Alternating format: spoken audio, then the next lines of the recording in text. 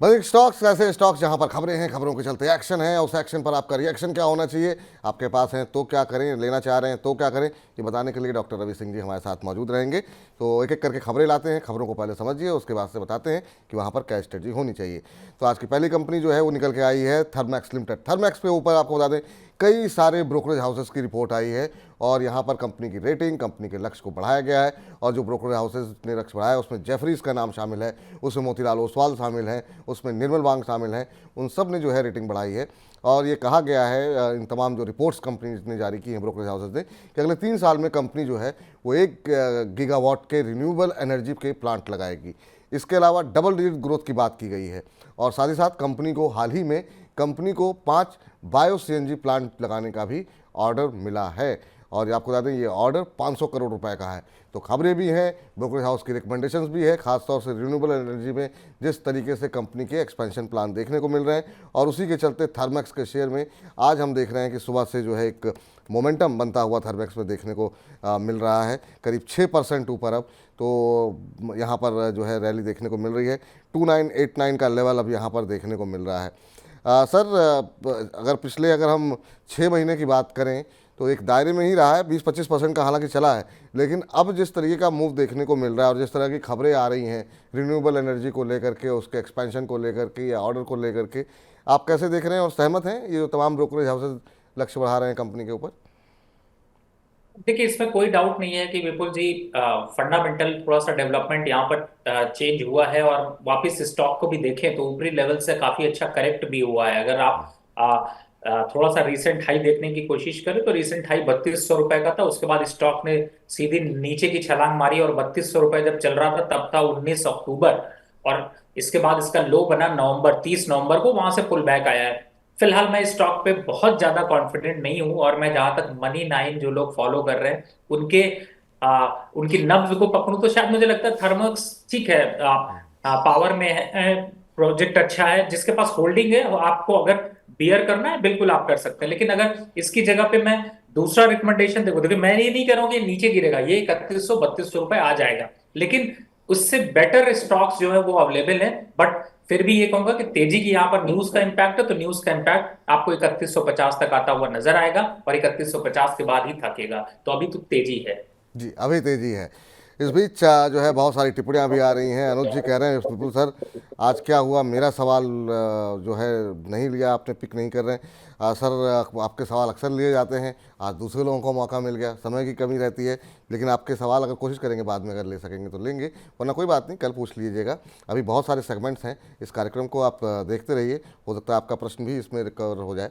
चलिए आइए जरा अगली कंपनी लेकर के आते हैं। और आज चीनी कंपनियों के अंदर काफ़ी मिठास देखने को मिली है। खबर यहाँ पर क्या है, सुबह से ही जो है यहाँ पर मोमेंटम बना हुआ है। केंद्र सरकार ने जो इथेनॉल पर अपना फैसला, पुराना फैसला था, उसको जो है वो वापस ले लिया है।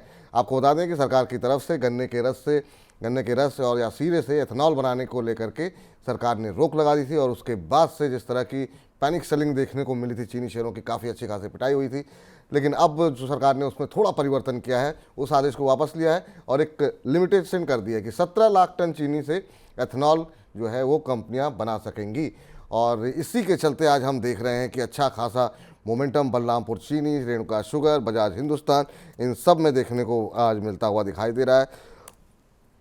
सर, आपकी राय जानना चाहेंगे कि चीनी शेयरों को लेकर के जिस तरीके की पिटाई हुई और जिसके बाद हमने देखा सरकार की तरफ पास गई जो है एस्मा की टीम जो है उन्होंने अपना पक्ष रखा और अब जो है यहाँ पर एक अच्छी मजबूती देखने को मिल रही है। क्या सलाह रहेगी आपकी चीनी शेयरों को लेकर के? इतनी वोल्टिलिटी देखने को नहीं मिलती थी जितनी वोल्टिलिटी देखने को मिली, और ये रिकवरी क्या सस्टेनेबल लग रही है आपको? विपुल जी, बहुत सही बात आपने और सही टाइम पे उठाई है। देखिए, हमारे बहुत से इन्वेस्टर्स शायद इस पे फंस गए होंगे। देखिए, चीनी का स्टॉक 3 महीने का ही तरीके से चलता है, यानी कि क्रॉप आती है, फसल आती है, फसल जाती है। सरकार का बजट आने वाला है, तब तक अभी शुगर कंपनी में ये सब न्यूज आती रहेगी। लेकिन सर, आप अपना शुगर मत बढ़ाओ। और अगर आपने इन्वेस्ट नहीं किया हुआ है तो मत करो। और अगर आपने इन्वेस्ट किया हुआ है तो जो पुल बैक आएंगे उनमें निकलने की कोशिश करो। शुगर जितनी भी कंपनीज हैं उनमें वैल्यूएशन वाइज देखें तो ये इथेनॉल का चक्कर लेकर के पिछले 6 महीने 1 साल से ये कंपनियां जो है वो स्टॉक को बढ़ाने की कोशिश कर रही हैं। फिलहाल रिकमेंडेशन यही है कि इसकी न्यूज, इस तरीके की जो न्यूज आ रही है उन पे आपको पुल बैक आता है, निकलिए। कोई जरूरी नहीं है कि सारी न्यूज आएंगी तो आपको उसको प्ले करना है। बेटर है आप अगर लोअर लेवल पे खरीदारी करिए, सस्ते हुए थे आपके भाव के पास आ गया, मत देखिए, निकाल दीजिए। तो ये आपके लिए फिलहाल राय निकल करके आती हुई। अगली कंपनी HFCL, यहाँ पर भी खबरें हैं, यहाँ पर खबरों के चलते एक्शन भी देखने को मिल रहा है। और आपको बता दें HFCL पे जो है कंपनी ने शुक्रवार को ही जो है कंपनी ने एक नई रडार टेक्नोलॉजी जो है वो लॉन्च किया है, अपनी सब्सिडरी कंपनी के ज़रिए ये लॉन्च की गई है। सब्सिडरी कंपनी का नाम रेडेफ है और उसने एक नई रडार टेक्नोलॉजी लॉन्च की और कंपनी को 2030 तक ये उम्मीद है कि करीब $1200 करोड़ की सालाना उम्मीद इस नई तकनीक से, इस नए रडार से जो है वो आती हुई दिखाई देगी। 2 दिन के अंदर हमने देखा कि HFCL के अंदर करीब 15% के आसपास का मूव देखने को मिला है।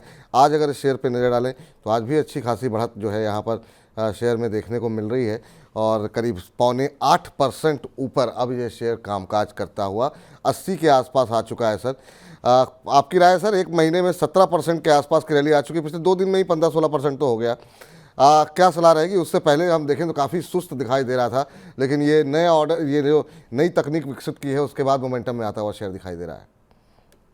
देखिए, जिसको मलाई खानी थी वो तो खा गया विपुल जी। न्यूज का इम्पैक्ट अब आया है, 7% 8% बढ़ गया। मैं आपको थोड़ी ना कहूंगा कि आप 17% बढ़ गया स्टॉक यहाँ पे जल जाइए, मलाई खाने की कोशिश करिए, मट्ठा भी ना मिले। तो मुझे ऐसा लगता है थोड़ा सा वेट करिए। हाँ, स्टॉक अप ट्रेंड में है और आएगा, लेकिन जो बेस्ट बाय है वो आएगा आपका 75 और 70 रुपए के पास ही, जहां पर रिस्क रिवॉर्ड रेशियो बेहतर होगा। अब आता है 75 और 70 के बीच में, खरीद लीजिए।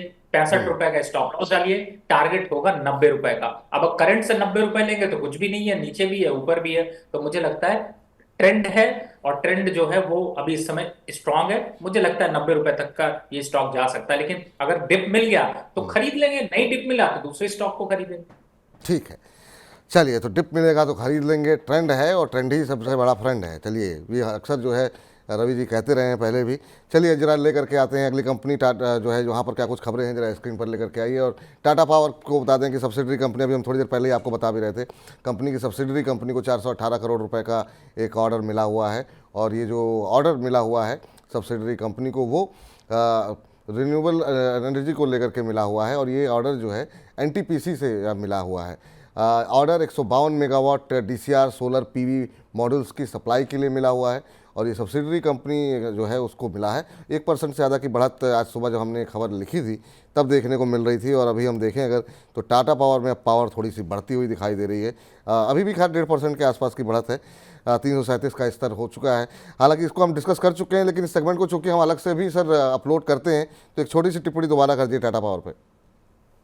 देखिए, इस समय नो डाउट टाटा पावर एक स्ट्रांग अप ट्रेंड में है डेली वीकली चार्ट पर, और मुझे ऐसा लगता है कि इसका अपवर्ड ट्रेंड अभी कंटिन्यू रहेगा। लेकिन बेस्ट बाय की बात करें तो वो बनता है 320 और 308 के बीच में, जो मैंने अभी पहले भी बताया था। और जहां तक टारगेट की बात करें तो 380 और 410, ये दो टारगेट अब आते हुए नजर आएंगे। तो टारगेट लंबे हैं, एंट्री का लेवल भी आपको मिलने का मौका मिलेगा। तो मुझे लगता है इस न्यूज का इम्पैक्ट धीरे धीरे और बढ़ेगा।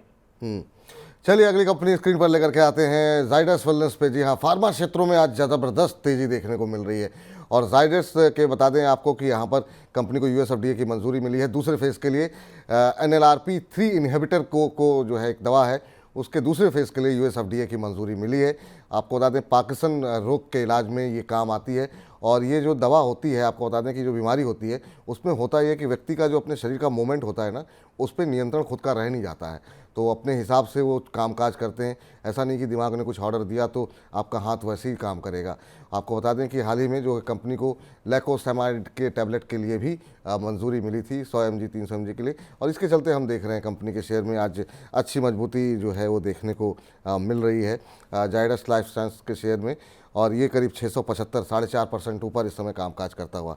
सर आज फार्मा क्षेत्रों में अच्छी खरीदारी है, जाइडस लाइफ साइंस को US FDA की मंजूरी 2 दवाओं को, आपकी क्या राय रहेगी? अब बिल्कुल देखिए, आगे दवाओं का बजट तो बढ़ता ही जाता है और स्टॉक भी ब्रेकआउट पर है, तो हेज तो करना जरूरी है। इन्फ्लेशन के साथ इस कंपनी को अगर देखते हैं तो मुझे लगता है अच्छा परफॉर्म कर सकती है। 780 के टारगेट के लिए पोजिशनल बाय कॉल लिया जा सकता है करंट लेवल पे। हमने अभी बात करी थी, इंट्राडे का ट्रेड दिया था इससे पहले, ये दूसरा ट्रेड है जो कि पोजिशनल कॉल है। आप इसको करंट लेवल पे बाय करके चल सकते हैं। 780 के टारगेट के लिए स्टॉप लॉस बनेगा 640 रुपए का। तो स्टॉक बहुत स्ट्रांग अप ट्रेंड में है, फ्रेश ब्रेकआउट पे है, फंडामेंटल सपोर्ट दे रहे हैं। विपुल जी ने फंडामेंटल डिटेल बता दी है, मुझे लगता है बाय की पोजीशन लेनी चाहिए। अगली कंपनी जहां पर की खबरें हैं और उन खबरों के चलते थोड़ा सा एक्शन देखने को मिल रहा है वो निकल के आई है Sterling and Wilson. Sterling and Wilson में सर हमने देखा कि काफ़ी अच्छा मोमेंटम बनता हुआ दिखाई दिया है। कंपनी के प्रमोटर चपूर जी पलोन जी ने 2.06% जो है वो हिस्सा बेचा है और 39,14,279 शेयर इन्होंने 415 रुपये के भाव पर ओपन मार्केट के अंदर बेचे हैं। और यहाँ पर जो खरीदारी की गई है वो प्लूटस वेल्थ मैनेजमेंट ने कंपनी के अंदर 25 लाख शेयर खरीदे हैं और उसी के चलते हम देख रहे हैं कि कंपनी के शेयर में अच्छा मोमेंटम बनता हुआ दिखाई दिया है। पिछले एक महीने में 42% जो है शेयर में देखने को तेज़ी मिली हुई है और बहुत सारे दर्शकों के सवाल इस पर अब आने लगे हैं। और सोमवार को भी हम देख रहे थे कि अपर सर्किट जो है यहाँ पर लगता हुआ दिखाई दिया था। अभी क्या करना चाहिए सर स्टर्लिंग एंड विल्सन, अगर आप ट्रैक करते हो तो क्या स्ट्रेटजी होनी चाहिए शेयर में? देखिए इस समय स्टॉक 432 के पास आके 5% के आसपास कवरेज फ्रीज पे रुका हुआ है। और मुझे लगता है कि यही शायद एक टॉप रेजिस्टेंस डेली चार्ट पर भी देखने को मिल रहा है। लेकिन फिर भी मोमेंटम अभी तेज है, 455 रुपए तक ये स्टॉक जाता हुआ नजर आ सकता है। तो मुझे ऐसा लगता है कि विपुल जी अगर पोजीशन है तो एक बार 455 के टारगेट के लिए यहाँ पर वेट करना चाहिए और इन लेवल्स तक अभी दिखाई देगा। और विपुल जी साथ में आपके लिए कंप्लेन भी आ गई है मेरे पास, और उनका ये कहना है कि सर मैं पढ़ के बताता हूँ जी कि एसएमई आईपीओ को आप लोग भूल रहे हैं और विपुल जी शायद क्या नाम मेन बोर्ड के आईपीओ की तरफ फोकस कर रहे हैं। हम छोटे इन्वेस्टर हैं लेकिन बड़ा प्रॉफिट कमाने की क्षमता रखते हैं, तो प्लीज यानी ध्यान दें। बिल्कुल उनकी उनकी शिकायत जो है वो बिल्कुल लाजमी है। लेकिन अब सर 2 बजे तक का कार्यक्रम है, 2:15 बज गए हैं, तो मतलब बहुत सारी चीज़ों को समेटना पड़ता है। ठीक है, एसएमई आईपीओ के आपकी शिकायत जो है कल हम लोग दूर कर देंगे। तो कुछ ना कुछ चीज़ें थोड़ी सी बदलनी पड़ती हैं, इस वजह से जो है अब ऑलरेडी रवि जी का भी समय बड़ा कीमती है। ऑलरेडी हमने उनको बिना बताए इतनी देर तक रोका हुआ है, तो उनका भी ध्यान रखना पड़ेगा कि आते रहें हमारे कार्यक्रम में, नाराज़ ना हो जाए रवि जी। चलिए ज़रा आगे बढ़ते हैं, अगली कंपनी जो है लेकर के आते हैं। जरा फटाफट स्क्रीन पर लेकर के आइए और उसके बाद से चर्चा को आगे बढ़ाते हैं। मझगांव डॉक की लगातार जो है मतलब इसमें खबरें बनी हुई हैं और शानदार मूव इस शेयर के अंदर देखने को मिला है। यूरोप से मल्टीपर्पज़ हाइब्रिड वेसल का ऑर्डर मिला है और 3 हाइब्रिड वेसल की सप्लाई के लिए ऑर्डर मिला हुआ है और ये जो ऑर्डर है टोटल $4.2 करोड़ का है।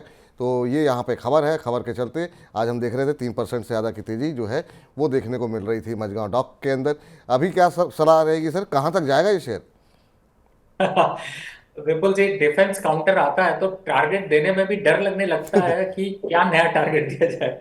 फिलहाल तो टारगेट बढ़िया है, 2600 के आसपास के टारगेट तो आएंगे ही आएंगे।